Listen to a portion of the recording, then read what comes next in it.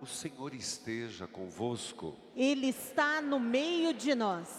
Proclamação do Evangelho de Jesus Cristo, segundo Lucas. Glória a vós, Senhor. Naquele tempo, Jesus estava expulsando um demônio, mas alguns disseram: é por Beelzebu, o príncipe dos demônios, que ele expulsa os demônios. Outros, para tentar Jesus, pediram-lhe um sinal do céu.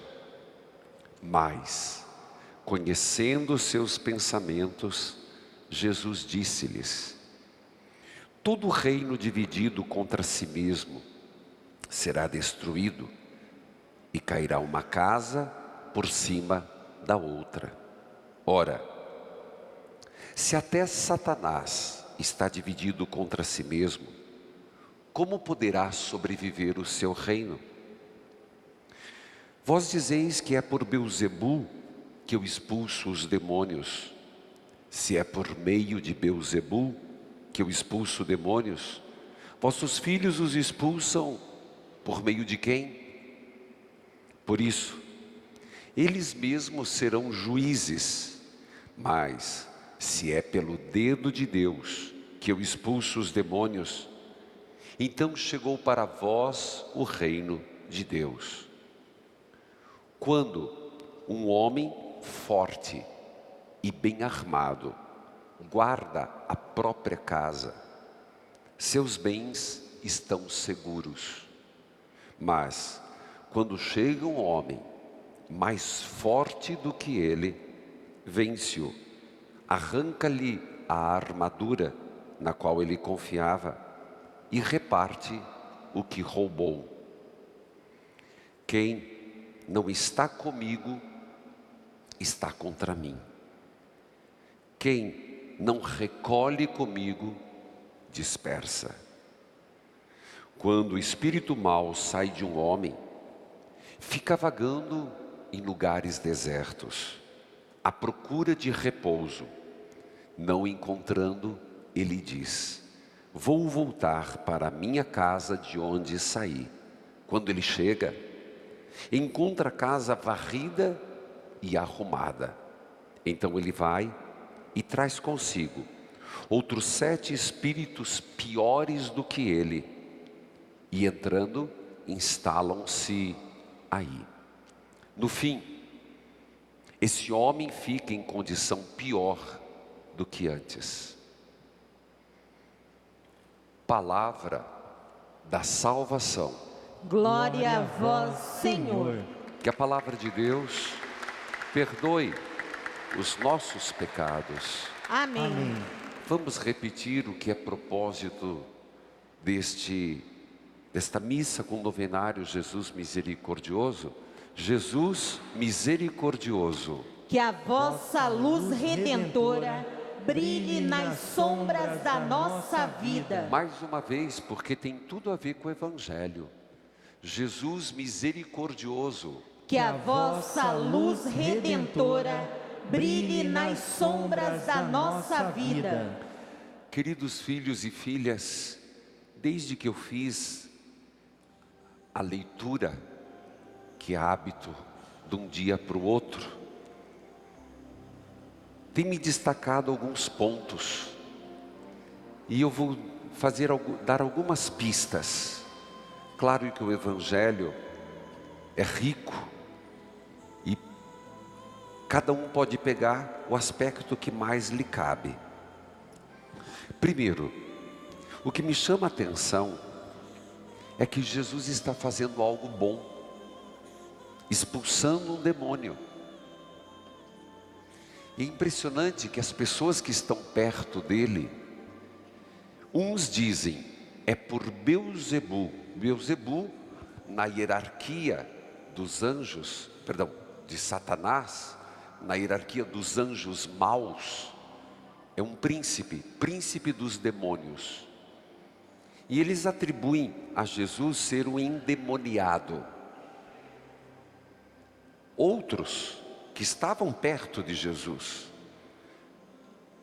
aqui aparece a primeira coisa.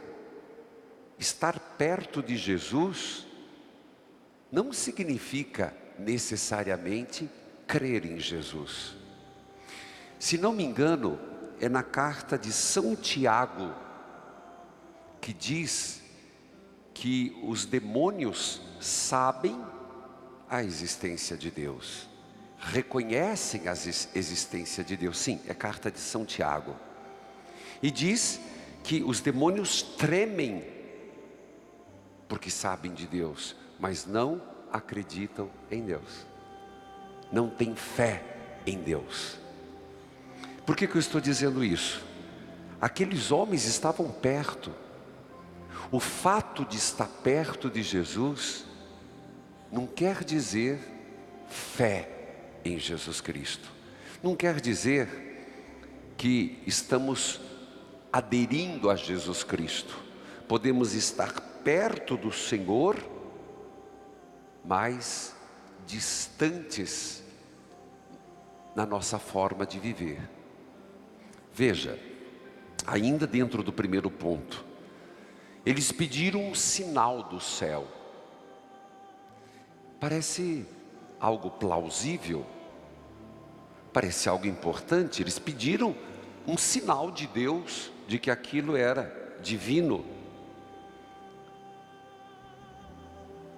Jesus, sabendo o que passava no pensamento, não atendeu. E não é só uma vez que ele não atende. Aqui fiquei pensando sobre o pensamento, que os nossos pensamentos, Deus sabe.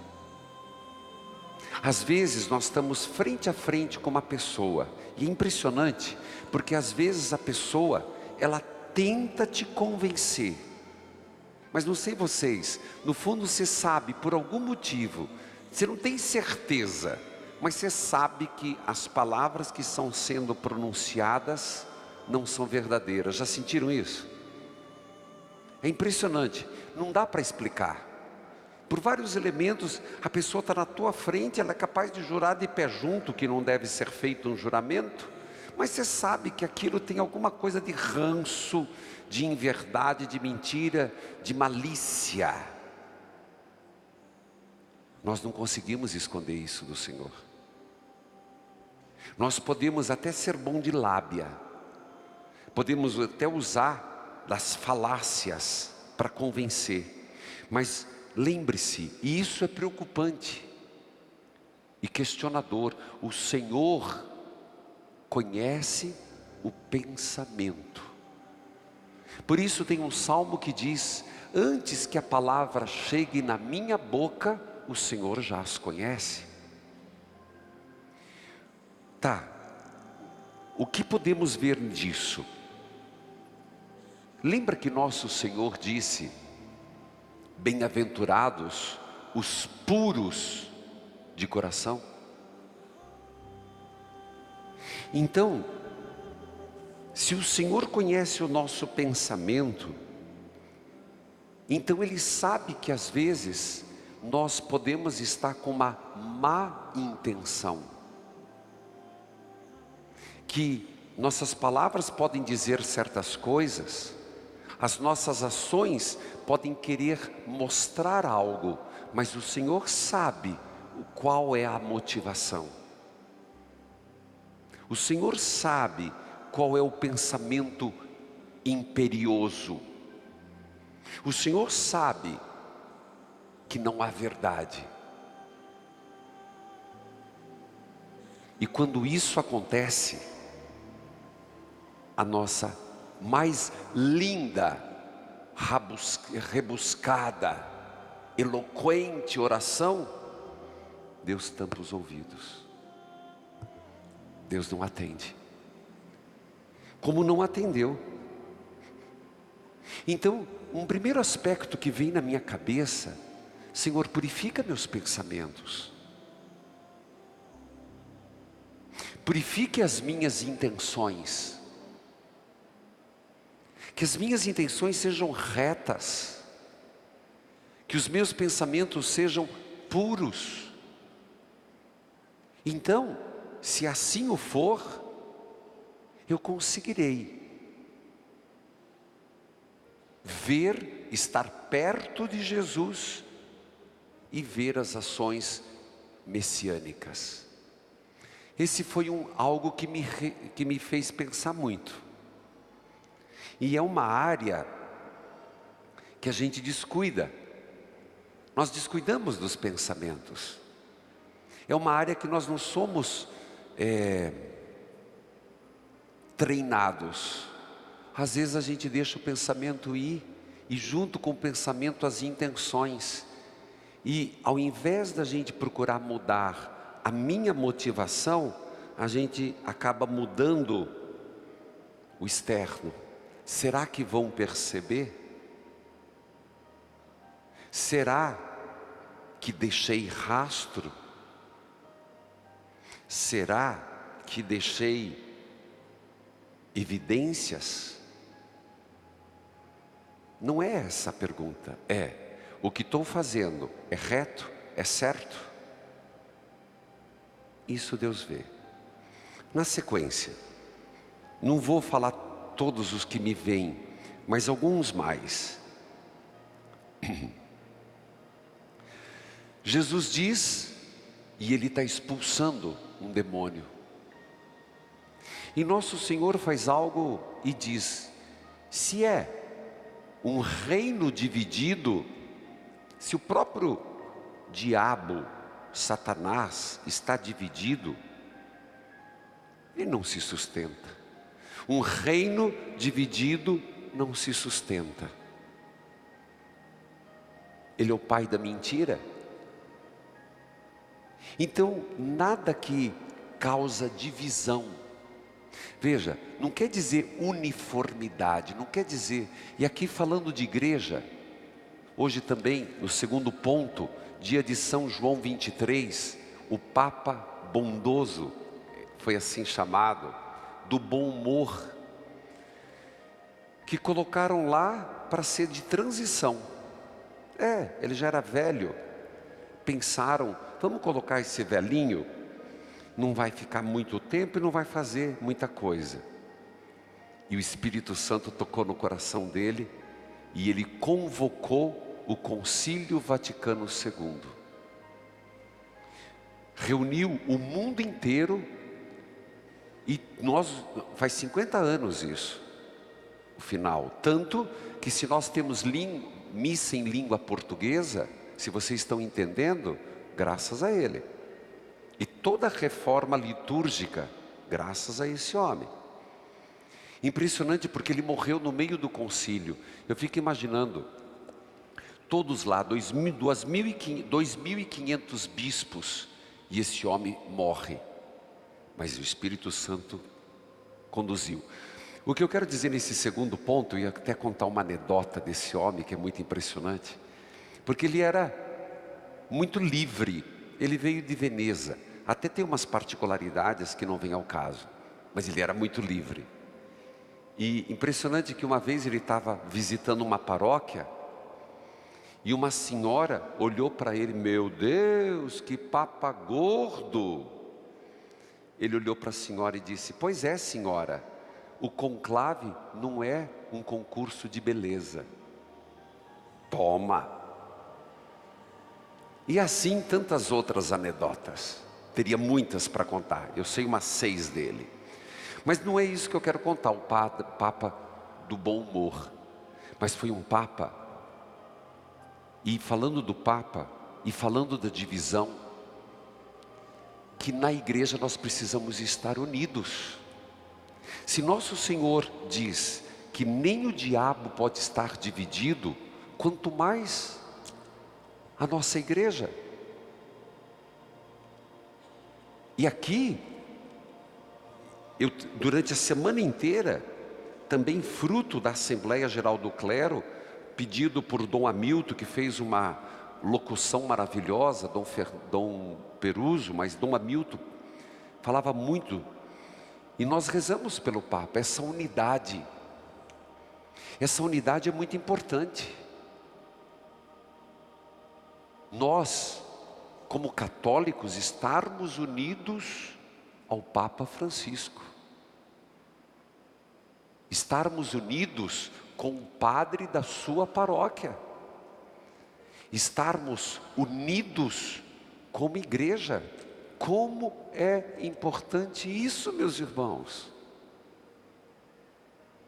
Como é importante nós não sermos motivos de divisão. Então, se por acaso, segundo ponto, alguém aqui, hoje ou amanhã, seja na comunidade, seja na família, se der conta que é motivo de divisão, você está agindo pelo espírito do diabo Beelzebu, e não por Deus. Terceiro ponto. Também no relato, é impressionante como Jesus fala. Ele fala que de um homem forte, e aqui é uma batalha espiritual. Não por acaso, fortaleza, o 12º evangelizar é revestir-nos da armadura de Deus. E vou fazer essa novena muito breve, porque quando chega final do ano, o cansaço, o estresse, baixa imunidade e tantos outros problemas, a gente sabe. Bom, escuta a minha voz, né? Você já percebe. Fanho. Mas Deus vai corrigir, Deus vai me ajudar até quarta-feira. Nossa Senhora é muito boa, São Pio é maravilhoso. Mas revestir-nos da armadura de Deus. E o que diz o Evangelho hoje? Existe um homem forte, preparado. Mas se vem alguém mais forte, olha o que ele faz. Ele arranca a armadura. Ele amarra e faz um estrago na família. Palavras de Nosso Senhor. Fica com essa imagem. Tem um homem forte que defende a casa. Mas se vem alguém mais forte, o que ele faz? Ele arranca a armadura, ele amarra e depois faz um estrago. Então, nesse terceiro ponto, nós somos chamados a sempre estarmos fortalecidos em Deus. Não basta ser forte, não basta sermos fortes hoje, nós temos que ser fortes sempre. Temos que ser fortes constante.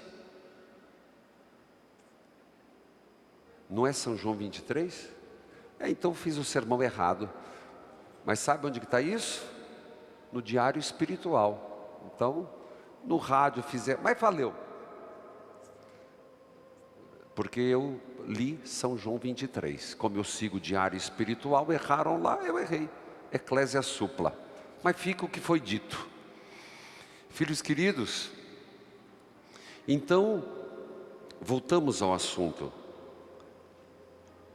Ainda nesse terceiro ponto, tem algo mais que me chama a atenção, que eu queria que você refletisse. Amanhã é feriado, né?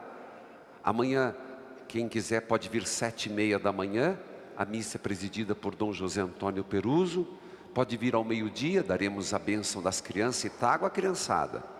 E depois, à tarde toda a programação é às 17h. Então, já falei 3 pontos para você meditar. Tem mais. Não diz lá o texto, finalizando, que não basta ter a casa limpa. Porque diz que se é expulso um demônio, quanta gente erra aqui. E todos nós somos equivocados. Não basta deixar a casa arrumada e limpa e vazia. Voltando à palavra de Nosso Senhor, expulsou o demônio,